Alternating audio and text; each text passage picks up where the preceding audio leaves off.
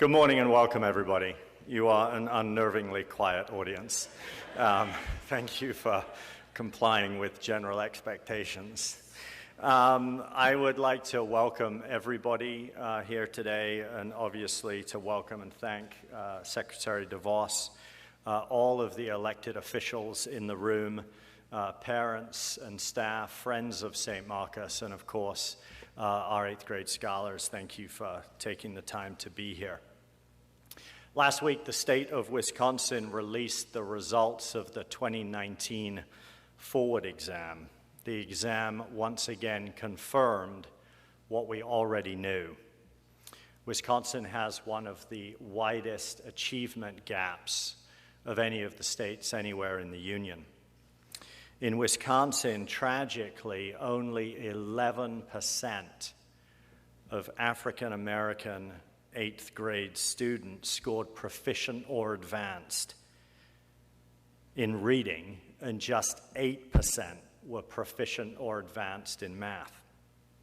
Locally, the 4 closest schools to St. Marcus, public and private, had reading proficiency rates of 7%, 5%, 4%, and 2%. These are tragic results with enormous ramifications for children, for families, and for our community. It's within this broader context that the staff, the students, and the parents of St. Marcus are working like crazy to close the achievement gap and prove what's possible when young people are given access to great schools. As a result, over 87% of St. Marcus alumni go on to graduate from high school in 4 years. And on the 2019 Forward exam, 56% of St. Marcus 8th graders scored proficient or advanced in math.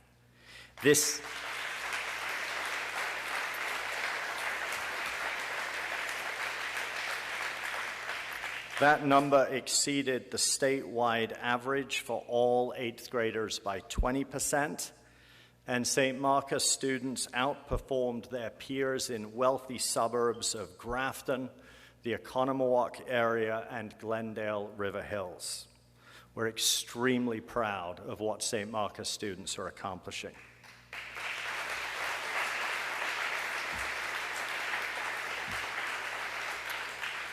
However, as we all know, life is not primarily about test scores or even academic performance. Of far greater significance are questions of faith, identity, character, and the development of the critical competencies for success.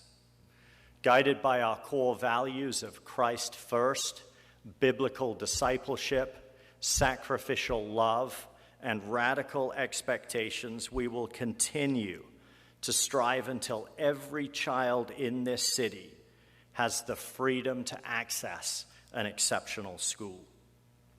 We are deeply thankful for all of your support and for leaders like Secretary DeVos who have made it possible for schools like St. Marcus to thrive. Thank you all again for joining us today. Please join now with me in welcoming 8th grade student Jamie DeVos, who will introduce the Secretary.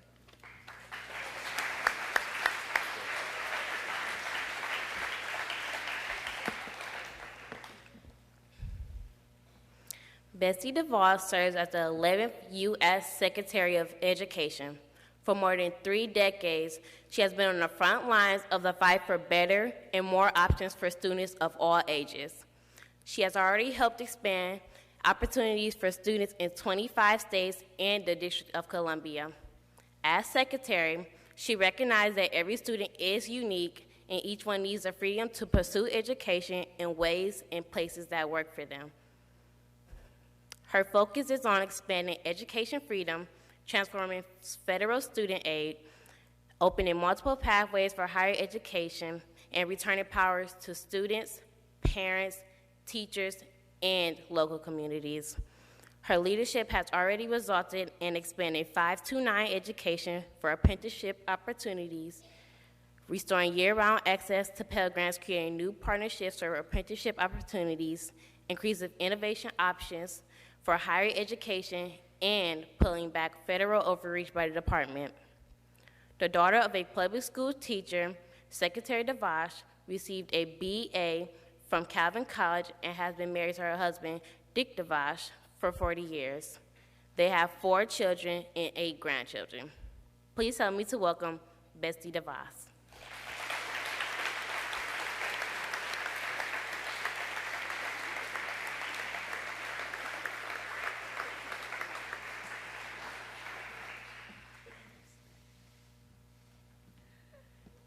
Well, thank you so much, Jamie, for that kind introduction.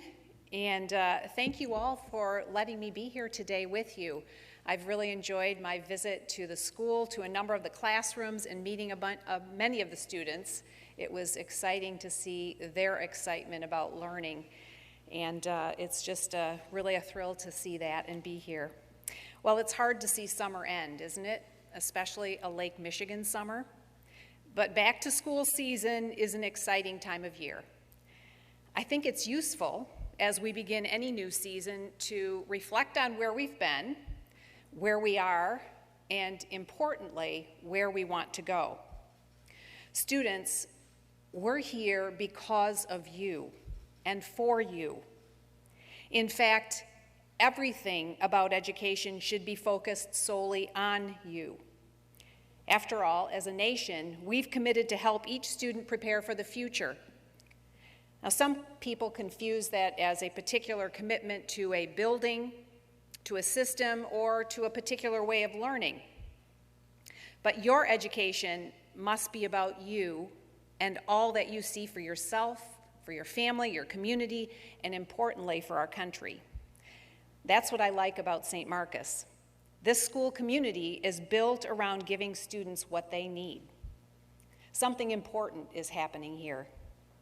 You're doing things differently, and as a result, students who learn here far and away outperform their peers, and we just heard more evidence of that from Superintendent Tyson.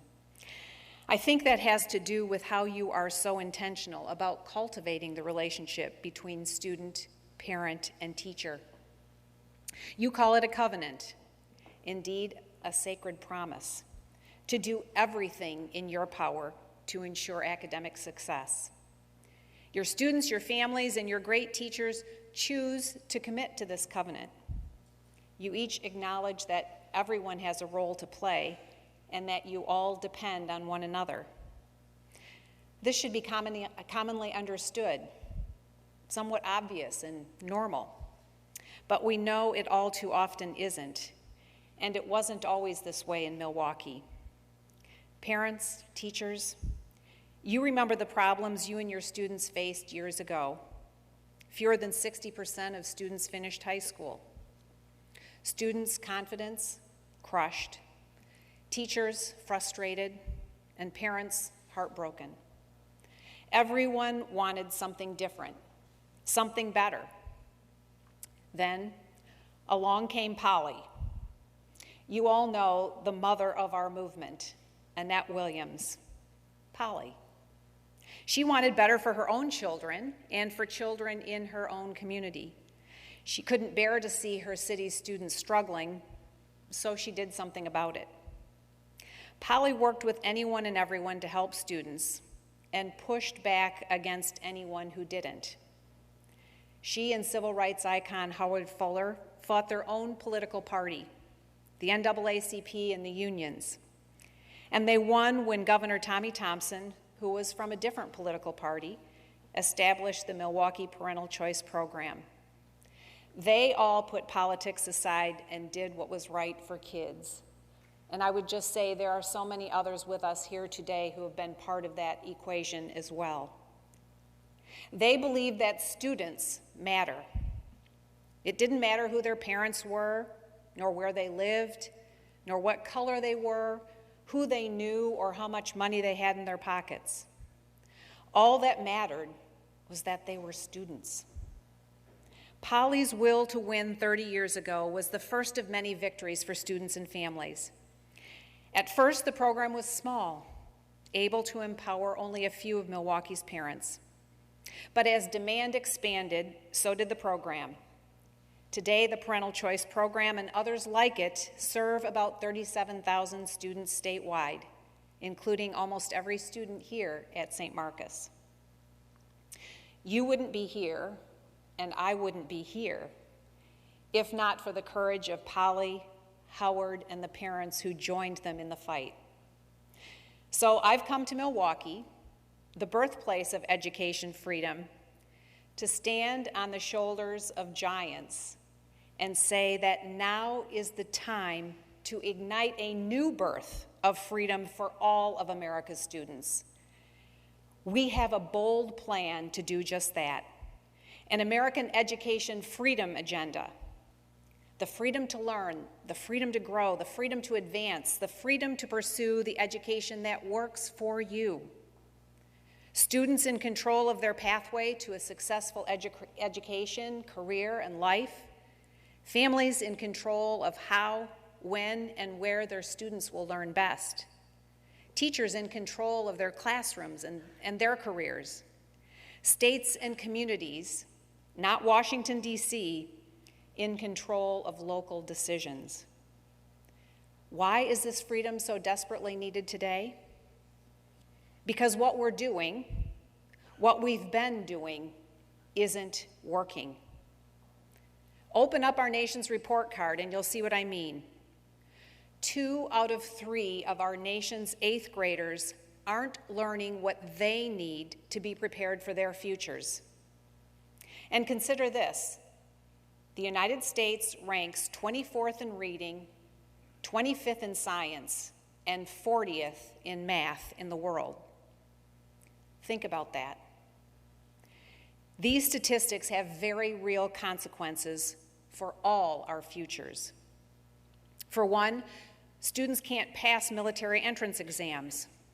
Nearly 1 in 4 Americans who want to serve are turned away because they fail the Army's basic test. I also think of my recent visit to an Indiana prison. The warden told me that the biggest problem there is not violence or discipline, it's illiteracy.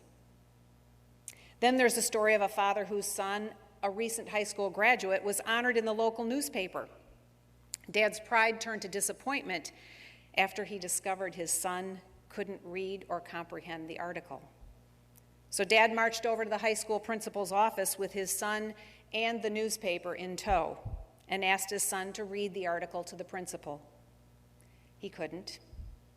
Then the father pointedly asked the principal how he could have graduated his son or anyone who can't read.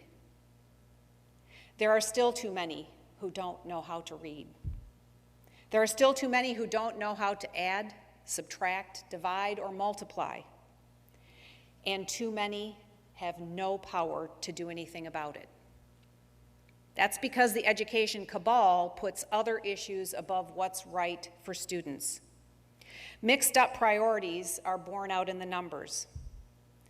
Consider that American taxpayers spend, on average, about $13,000 per student per year. With an average class size of 21 students, that adds up to $273,000 per classroom per year.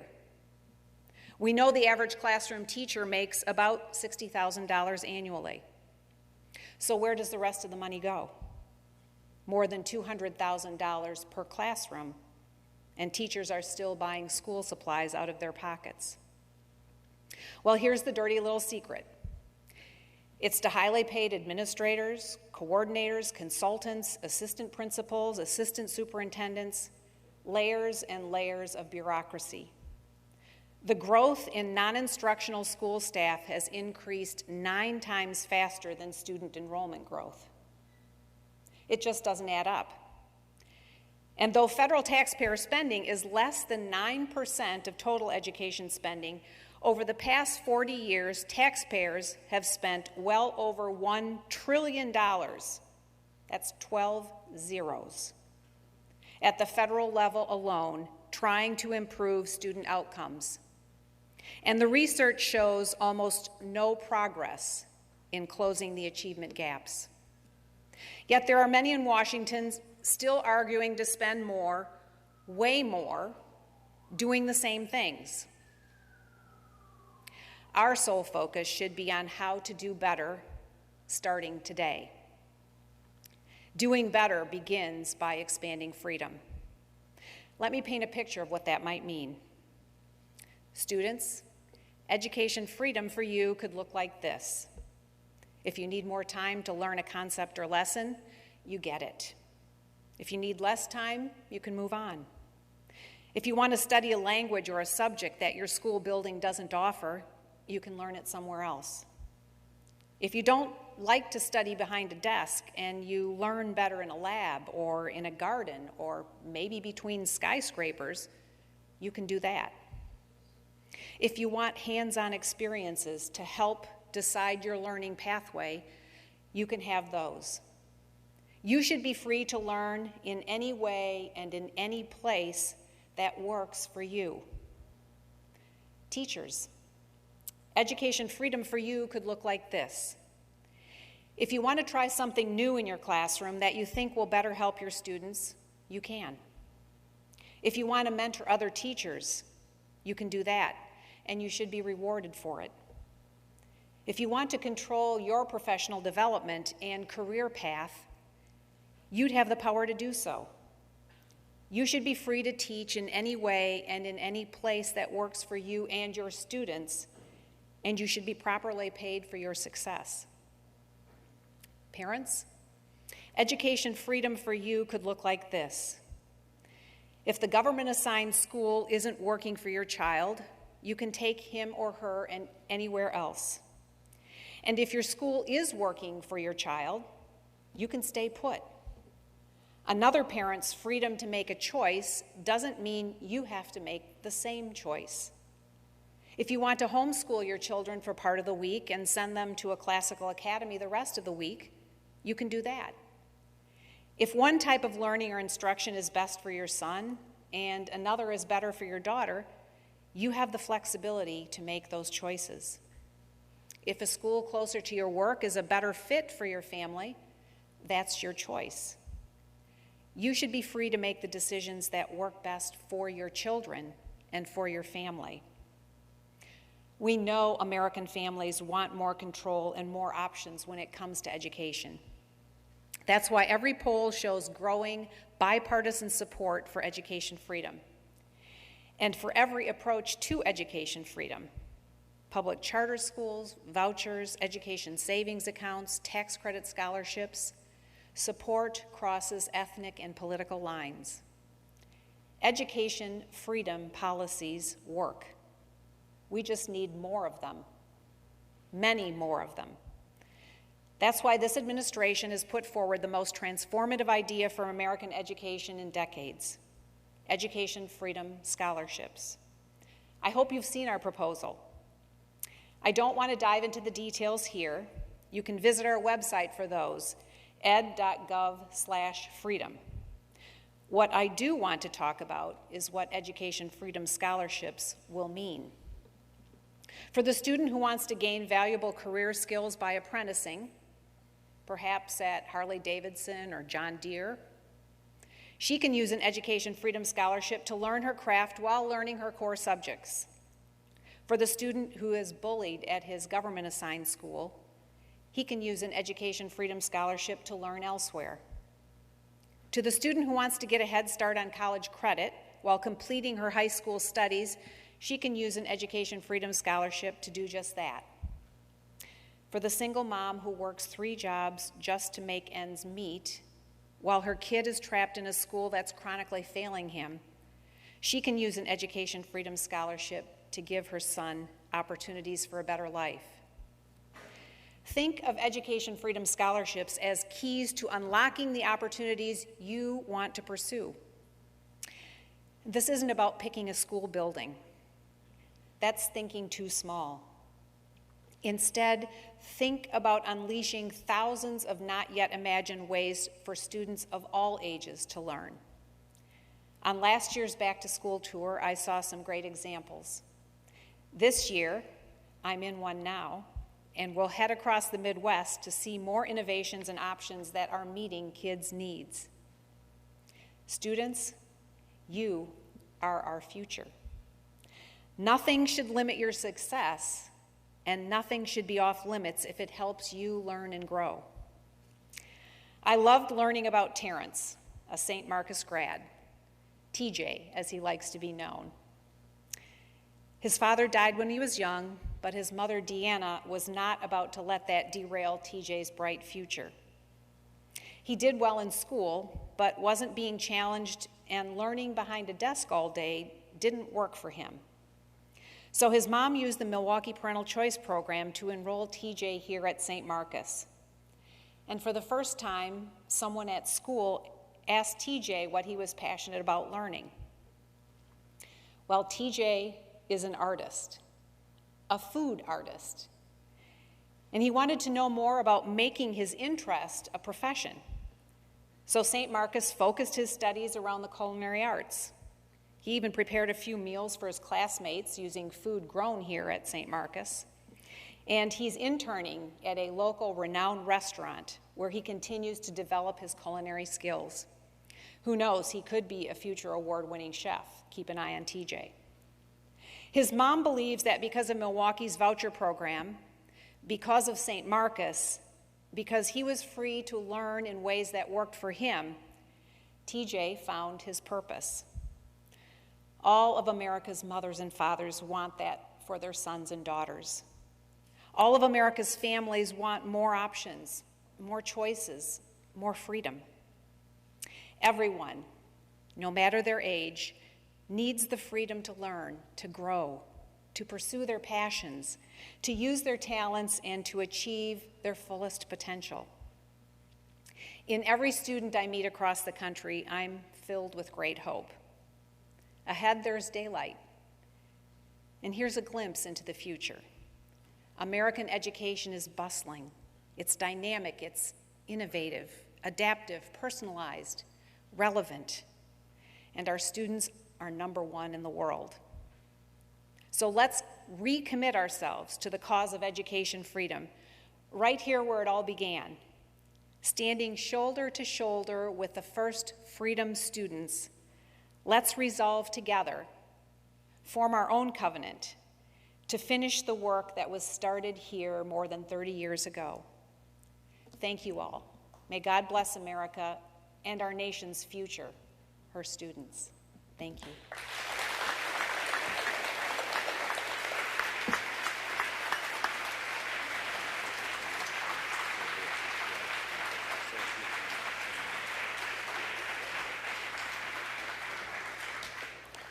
Madam Secretary, I'd like to thank you once again, not only for visiting St. Marcus and Milwaukee today, but also for your incredible leadership in the area of educational freedom.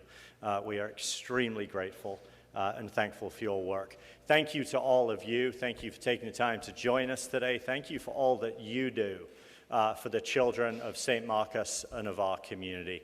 We greatly appreciate it. Thank you, and God bless. This concludes our program.